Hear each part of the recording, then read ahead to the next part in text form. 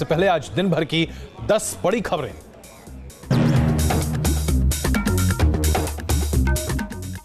राजस्थान में बारिश के बाद टूटे कई बांध, 11 लोग बहे, 3 की मौत। गुजरात, यूपी, उत्तराखंड, बिहार में भी बाढ़ से हाहाकार।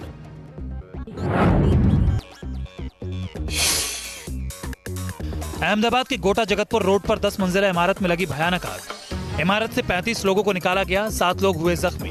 2 घंटे बाद दमकल कर्मियों ने बुझाई आग। बीएस येदियुरप्पा ने ली चौथी बार कर्नाटक के मुख्यमंत्री पद की शपथ। कहा, मैं ही था नेता प्रतिपक्ष, नया नेता चुनने की जरूरत नहीं। कुमारस्वामी के विश्वास मत परीक्षण के दौरान बीजेपी को मिले थे 105 वोट। आजम खान पर सख्त कार्रवाई के लिए संसद में एकजुट हुई सभी पार्टियों की महिला सांसद। मायावती ने कहा, पूरे देश की महिलाओं से माफी मांगे आजम। राबड़ी देवी ने भी की निंदा। संसद में आएगा आजम पर कार्रवाई के लिए प्रस्ताव। मॉब लिंचिंग पर पीएम को लिखी चिट्ठी के विरोध में दूसरे 61 मशहूर लोगों ने भी लिखी चिट्ठी। कहा, दुनिया में भारत और पीएम की छवि धूमिल करने की कोशिश। टुकड़े टुकड़े गैंग के खिलाफ क्यों नहीं निकलती इनकी आवाज। पाकिस्तान को करारी शिकस्त देने के शौर्य का दिन आज। देश भर में शहीदों को दी गई श्रद्धांजलि। 20 साल पहले करगिल युद्ध में हिंदुस्तानी जाबाजों ने पाकिस्तान को चटाई थी धूल।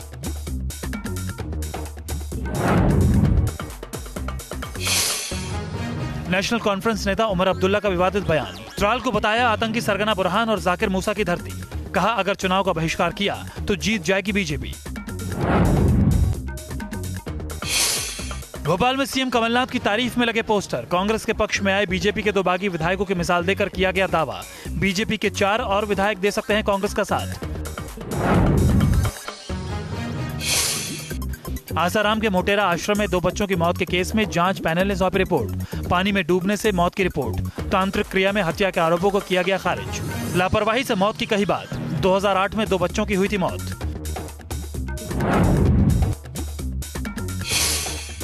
कुर्सी संभालते ही ब्रिटिश पीएम बोरिस जॉनसन का ऐलान। ईरान के हॉर्मुज स्ट्रेट से गुजरने वाले ब्रिटिश जहाजों की सुरक्षा करेगी ब्रिटिश सेना। ईरान ने जब्त किया है ब्रिटेन का जहाज।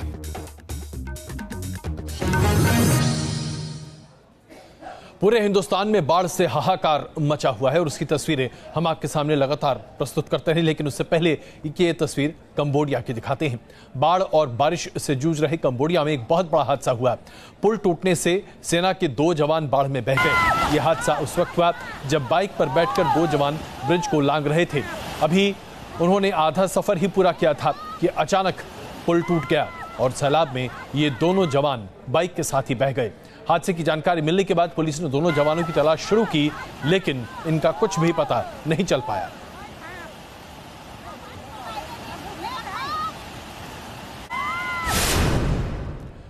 रही जरा अब आपको दिखाते हैं जिस प्रदेश में हम मानते हैं कि पानी की कमी सबसे ज्यादा रहती है वो है राजस्थान। वहां मानसून के वजह से जबरदस्त हाहाकार मचा हुआ है। यहां तक कि राजधानी जयपुर सहित कई जिलों में इतनी तेज बारिश हुई है कि क्या कहा जाए। सीकर, चूरू, झुंझुनू इन तमाम जगहों पर 13 घंटे से ज्यादा बारिश हुई है। पानी से सब कुछ सराबोर हो चुका है और अब स्थिति यह है कि सीकर में 10 इंच से ज्यादा पानी रिकॉर्ड किया गया है। अब आप समझ जाइए कि इसका मतलब क्या निकलता है। कहीं सैलाब में अटकी सांसें, कहीं लहरों में फंसी जिंदगी। इस बाढ़ के प्रचंड प्रवाह को देखकर रूह कांप जाती है। इन तस्वीरों को देखकर दहशत होती है। जिन्होंने हकीकत में इसे झेला है, उनकी क्या हालत रही होगी। एक दिन में 10 इंच की बारिश ने राजस्थान के सीकर में क्या कोहराम मचाया, इसकी तस्वीरें हैं ये। जीण माता मंदिर से निकलता यह प्रवाह शहर भर की हालत बयां करने को काफी है। ऐसी खौफनाक धारा में 11 लोग बह गए। 3 की तो जान भी चली गई, क्योंकि भुदोली, नानी और गोवटी इलाके में बांध टूट गए थे। इसके बाद तस्वीरें कुछ ऐसी दिखी कि पानी की तेज धार सब कुछ बहाने को आमादा है। सीकर में कई दुकानों में सैलाब का पानी घुस गया है।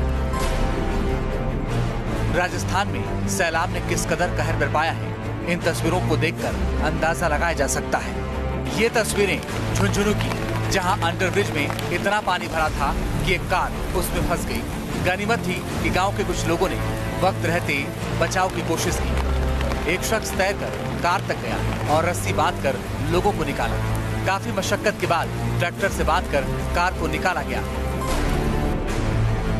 ये तस्वीरें राजस्थान के बारां जिले की हैं, जहां उफनती लहरों के बीच लोग जान जोखिम में डालकर पुल पार कर रहे हैं। इन तस्वीरों में आप देख सकते हैं कि कैसे अभिभावक बच्चों को अपने कंधों पर बिठाकर पानी की उफनती लहरों के बीच पुल पार करने की कोशिश कर रहे हैं। अब इन तस्वीरों को देखिए, कैसे बाइक सवार पूरे सामान के साथ पानी के प्रचंड वेग को पार कर रहा है। जरा सी चूक इस बाइक सवार को भारी पड़ सकती है। सैलाब की डरावनी तस्वीर गुजरात के डांग की, जहां पानी की तेज धार से जंगल तबाह हो गए। तो डांग में हजारों हेक्टेयर जंगल सैलाब में समा चुके हैं। तटबंध टूटने से ऐसी तबाही यहाँ आई कि पेड़ पौधे से लेकर जंगली जानवर तक सैलाब में बह गए।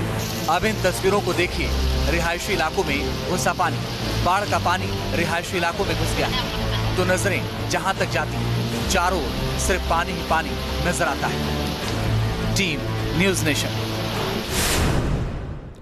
राजस्थान के बाद अब आपको ले चलते हैं दिखाने के लिए कि पहाड़ों में क्या स्थिति बनती जा रही है। बाढ़ और बारिश की वजह से तांडव मचा हुआ है। ऋषिकेश की बात कीजिए, कुल्लू की बात कीजिए, हल्द्वानी की बात कीजिए, ऐसी तस्वीरें सामने आ रही हैं जो बताती हैं कि आज बाढ़ की वजह से तमाम जगहों पर बद से बदतर हालात होते जा रहे हैं।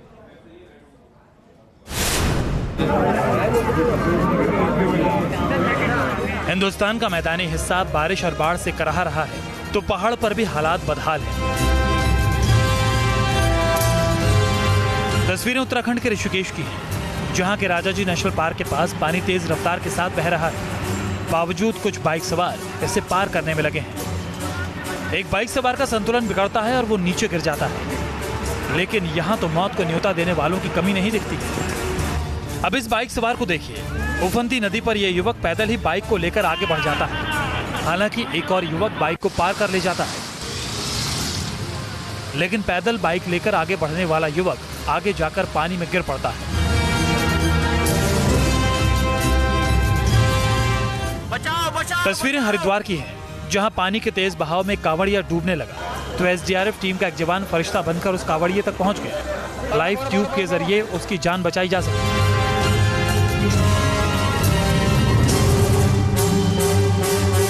हिमाचल प्रदेश के कुल्लू में भी बाढ़ और बारिश ने तांडव मचा रखा है। तेजी से रिहायशी इलाकों में सैलाब का पानी घुस रहा है। गलियों में पानी का प्रचंड वेग देखकर अंदाजा लगाया जा सकता है कि यहाँ सैलाब ने किस कदर लोगों को मजबूर कर दिया है।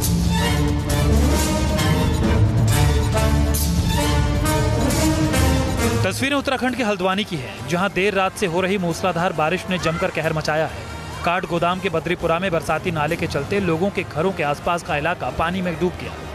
फिलहाल लोगों को स्कूल के कैंप में सुरक्षित भेजा गया है।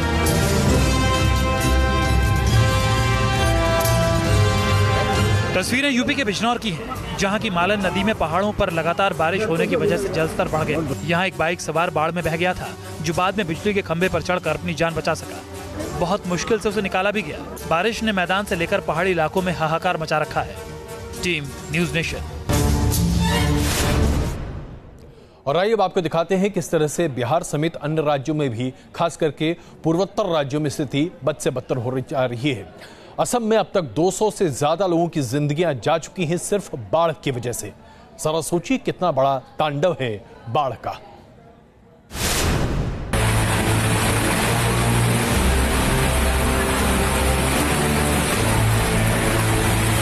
बिहार से लेकर असम और पश्चिम बंगाल में भी बाढ़ से हाहाकार मचा हुआ है। तस्वीरें बिहार के फारबिसगंज की हैं, जहां पलक झपकते बाइक सवार का पैर फिसला और वह उफनती नदी में जा गिरा। तस्वीरों में आप देख सकते हैं कि कैसे एक अस्थायी लकड़ी का पुल बांस के सहारे तैयार किया गया है। नीचे उफनती धारा है और ऊपर जान जोखिम में डालकर एक बाइक सवार दूसरी ओर से पुल पार करने के लिए आगे बढ़ता है, लेकिन उसका पैर फिसलता है और वह पानी में गिरकर बह जाता है। ये तस्वीरें बिहार के मुजफ्फरपुर की हैं, जहां ये कह पाना मुश्किल है कि यहाँ सड़क है या तालाब। तस्वीरों में आप देख सकते हैं कि मुजफ्फरपुर के सदर अस्पताल में बारिश का पानी दाखिल हो चुका है। तस्वीरें असम की हैं, जहां बाढ़ की विनाश लीला अब भी जारी है। तस्वीरों में आप देख सकते हैं कि कैसे पानी के बीचों बीच लोग रस्सी को पकड़कर सुरक्षित जगहों पर जा रहे हैं। तस्वीरें यूपी के सहारनपुर की हैं, जहां फोटो खिंचाने के लिए जान से खिलवाड़ करते एक बुजुर्ग की तस्वीर है। सहारनपुर के हथनीकुंड बैराज के पास नदी में आए उफान के बावजूद एक बुजुर्ग सैलाब के बीच मस्ती करते हुए नजर आ रहे हैं। ये तस्वीरें यूपी के उन्नाव में सैलाब के बाद आई तबाही की है, जहां बाढ़ किसानों की मेहनत पर पानी फिर दे, जबकि सैकड़ों हेक्टेयर में खड़ी फसल तबाह हो गई है। पश्चिम बंगाल के कूच बिहार में भी बारिश और बाढ़ से हालात बद से बदतर है। पूरा इलाका टापू में तब्दील हो गया है, तो सरकारी इमारतें भी पानी से लबालब हैं। कूच बिहार में करीब 25,000 लोग बाढ़ से प्रभावित हैं। इन तस्वीरों में आप देख सकते हैं कि कैसे लोग पानी में बैठकर जिंदगी गुजारने पर मजबूर हैं। लोग एक एक दाने के लिए मोहताज हैं, तो बाढ़ की वजह से अब बीमारी का भी खतरा बढ़ रहा है। Team news nation. और आइए अब आपको दिखाते हैं कि जहां पूरे देश भर में इस बात को लेकर त्राहिमाम मचा हुआ है कि बाढ़ की वजह से लोगों की जिंदगियां कितनी दुभर हो रही हैं, वहीं पर कुछ लोग ऐसे हैं जो अपनी जिंदगी के साथ सेल्फी लेने के चक्कर में खिलवाड़ कर रहे हैं।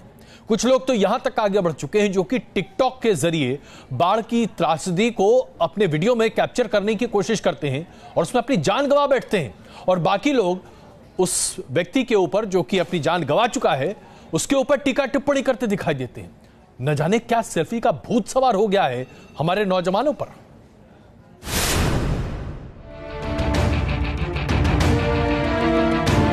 ये कदम मौत की ओर बढ़ रहे हैं। नीचे सैलाब है और पुल पर जिंदगी, लेकिन इस लड़के ने सैलाब को चुनौती देने का दुस्साहस कर मौत की छलांग लगाई। सेल्फी की सनक ने इसे जीते जाते इंसान से तस्वीरों तक समेट कर रख दिया। बिहार के दरभंगा से ये डराने वाली खबर आई है, जहां टिकटॉक के लिए वीडियो बनाने के चक्कर में एक लड़के की मौत हो गई। घटना ऐसे हुई कि दरभंगा के केवटी ब्लॉक में 3 युवक कासिम, अफजल और सितारे टिकटॉक वीडियो बनाने के लिए पहुंचे थे। सबसे पहले तेज लहरों के बीच खतरनाक स्टंट कर मोबाइल से तस्वीरें ली गई और फिर बाद में वीडियो बनाने का सिलसिला शुरू हुआ। स्लो मोशन में फिल्माए गए वीडियो में दिखता है कि छलांग लगाते ही कासिम नाम का लड़का डूबने लगता है, तो दोस्त अफजल उसे बचाने के लिए पानी में छलांग लगा देता है। कासिम की जिंदगी तो बच गई, लेकिन अफजल की जान नहीं बच सकी और वो लहरों में समाता चला गया। लोग जो है सो उस पानी में जाके वीडियो टिकटॉक बना रहे थे। उसी क्रम में एक लड़का पहले कूद गया और उसी को बचाने के क्रम में दूसरा जो कूदा तो पहले वाला लड़का को तो बचा लिया गया, लेकिन जो कूदा बचाने के लिए वो लड़का डूब गया। हादसा 23 तारीख को हुआ। एनडीआरएफ और गोताखोर की टीम ने गुरुवार को अफजल का शव उसी जगह से ढूंढ निकाला जहां उसने छलांग लगाई थी।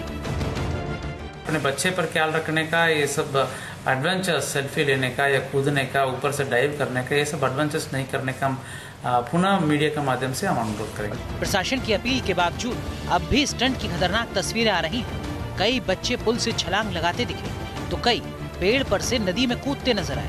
लेकिन हम यही अपील करेंगे कि जिंदगी अनमोल है, कोई भी सैलाब के साथ खिलवाड़ ना करे। Team news nation. लोकतंत्र का मंदिर है हमारा संसद, और संसद भवन में जब लोकसभा के भीतर महिला सभा अध्यक्ष के ऊपर टीका टिप्पणी की जाए और वो भी अभद्र टीका टिप्पणी, तो क्या इस बात को बस यूं ही जाने दिया जा सकता है? हम बात कर रहे हैं समाजवादी पार्टी के सांसद आजम खान की, जिन्होंने स्पीकर के चेयर पर बैठी महिला सांसद के खिलाफ ऐसे अपशब्दों का इस्तेमाल किया था जिसकी वजह से आज पूरा संसद उबल पड़ा है। ऐसे में समाजवादी पार्टी को छोड़कर बाकी हर पार्टी ने आजम खान की निंदा की है, लेकिन आजम खान मानने को तैयार नहीं है। ये विषय महिला का नहीं है। इस सदन में और दूसरे सदन में भी कई पुरुषों ने अपने राजनीतिक सामाजिक कार्यकाल में देश की संसद में आजम के गुनाह पर गुस्सा था। स्मृति ईरानी बोल रही थी, not reduce it to a women's problem, politicise an issue related to Nirmala Sitharaman बोल रही थी, आउटरीच नहीं हुआ है। अनुप्रिया पटेल बोल रही थी, देश शर्मसार हुआ है। लेकिन समाजवादी पार्टी के सांसद आजम अड़े हुए थे। नवनीत राणा बोल रही थी और सॉरी बोलते, मिमी चक्रवर्ती बोल रही थी, That's not a parliamentarian thing. Supriya Sule बोल रही थी। Actually hang my head in shame today. मतलब कोई भी दल ऐसा नहीं था जिसकी महिला सांसदों और नेताओं ने आजम की गंदी जुबान की लानत मलानत नहीं की। लेकिन आजम को एहसास नहीं था, जिस सांसद रमा देवी को चेयर पर रहते आजम ने आपत्तिजनक बोल बोले थे, वो भी कार्रवाई की मांग कर रही थी, लेकिन आजम को अफसोस तक नहीं था। ऐसे में बीजेपी के सांसद आजम के निलंबन की मांग कर रहे थे। या तो माफी मांगे अथवा उनको सदन से अंदर आने पर सस्पेंड किया जाए, ये मांग करते हैं। मैं अपील करूंगी कि सदन में पॉलिटिकल डिफरेंसेस छोड़ के, जेंडर डिफरेंसेस छोड़ के हम एक स्वर में बोले, you can not misbehave with a woman and get away with it. मर्यादा नहीं रखने वाला आदमी को वो संसद में रहने का अधिकारी नहीं है। उसको तो या तो रिजाइन करना होगा, या तो मैं अध्यक्ष से जाकर कहूंगी कि इस पर कोई कार्रवाई करे। हद तो ये हो गई कि समाजवादी पार्टी के अध्यक्ष अखिलेश यादव आजम खान का बचाव करते दिख रहे थे। वहीं अनपार्लियामेंट्री शब्द इस्तेमाल हुए हैं, तो भारतीय जनता पार्टी के जो माननीय सांसद लोग हैं उन्होंने कितने अच्छे शब्दों का इस्तेमाल किया, वो भी वापस ले लें। अगर हमने कोई अनपार्लियामेंट्री शब्द कहा है तो मैं भी वापस लेने को तैयार हूँ। सभी दलों की मांग और आजम के अड़ियल रुख को देखते हुए लोकसभा में आजम के खिलाफ प्रस्ताव पास करने का फैसला हुआ है, जिसमें स्पीकर को आजम खान पर कठोरतम कार्रवाई करने की बात कही जाएगी। Team news nation. Azam Khan मानने को तैयार नहीं है। जनाब माने भी कैसे?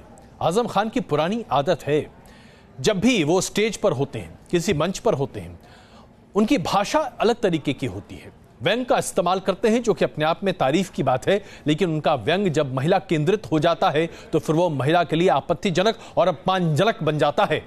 इस बात को आजम खान कभी मानते नहीं हैं। आइए जरा आपको दिखाते हैं।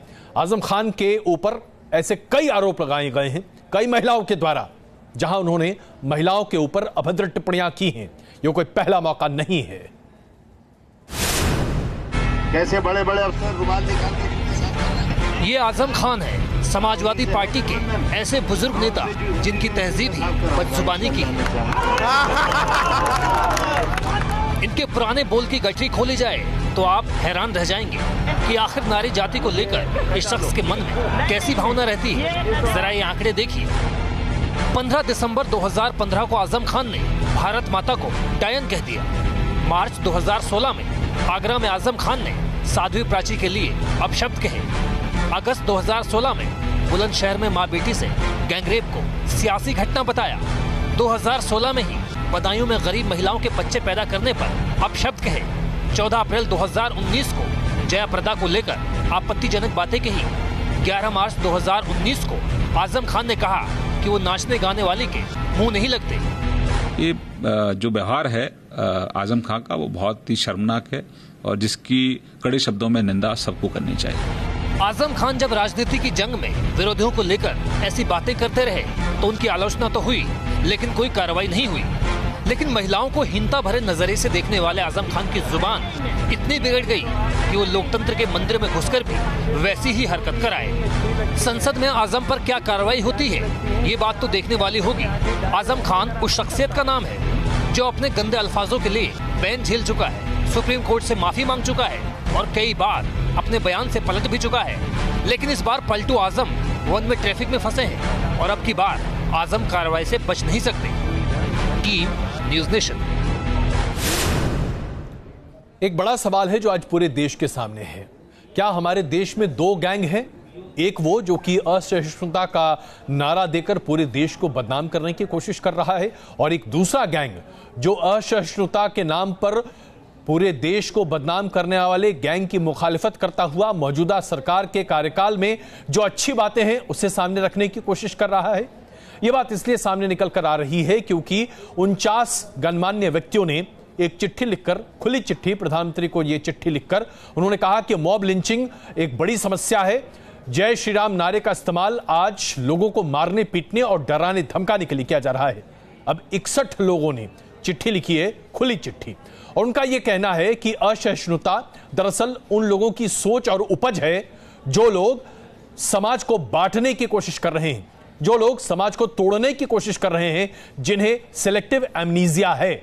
आइए अब आपको दिखाते हैं कैसे हमारे गणमान्य लोग भी दो खेमों में बंट चुके हैं।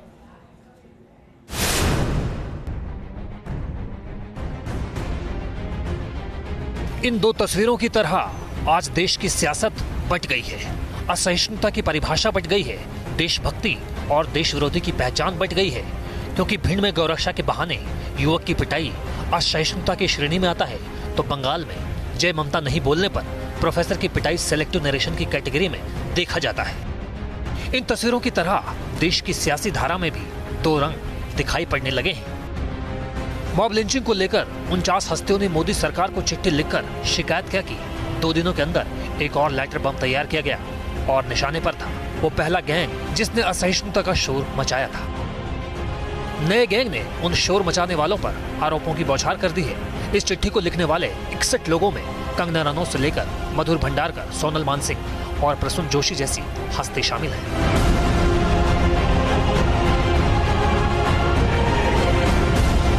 23 जुलाई 2019 को पीएम मोदी को लिखे गए खुले खत ने हमें हक्का बक्का कर दिया है। देश की चेतना के 49 स्वयंभू रखने वालों ने चुनिंदा चिंता जताई। उस चिट्ठी से उनका राजनीतिक झुकाव सामने आ गया है। उस खत में झूठे आरोप लगाए गए हैं। एक फर्जी किस्से को सच साबित करने की कोशिश की गई है। चिट्ठी पर साइन करने वालों ने उस समय चुप्पी साधी हुई थी जब हाशिए पर खड़े लोगों को नक्सलियों ने मार दिया था। ये उस वक्त भी चुप थे जब अलगाववादियों ने कश्मीर में स्कूलों को जलाने की धमकी दी थी। वे तब भी खामोश रहे थे जब भारत को तोड़ने की मांग हुई थी। लिंचिंग किसी भी तरह का गलत है, चाहे वो हिंदू हो, मुस्लिम हो, कोई भी हो, बहुत गलत है। मैं उसकी निंदा करता हूँ, मैंने हमेशा किया है। वेस्टेड इंटरेस्ट हैं और अपने पॉलिटिकल नजरिया से ये इंसान को डिवाइड करते हैं। और मैं बहुत खुश हूँ, कल तो मैंने तो लिखा ही था और 62 लोगों ने और भी लिखा है। मेरे ख्याल से जो इंटॉलरेंस ब्रिगेड ने जो चिट्ठी लिखा था वो राजनीति से कहीं न कहीं प्रेरित और राजनीति झलक रही थी। लेकिन अहम सवाल ये भी है कि बंगाल में होने वाली लिंचिंग के लिए पीएम से सवाल क्यों? केरल में होने वाली हत्याओं के लिए पीएम जवाबदेह क्यों? राजस्थान में होने वाली लिंचिंग के लिए केंद्र से सवाल क्यों? फिर आरोप लगने लगते हैं कि चिट्ठियां सिर्फ सियासत है और कुछ नहीं। Team news nation.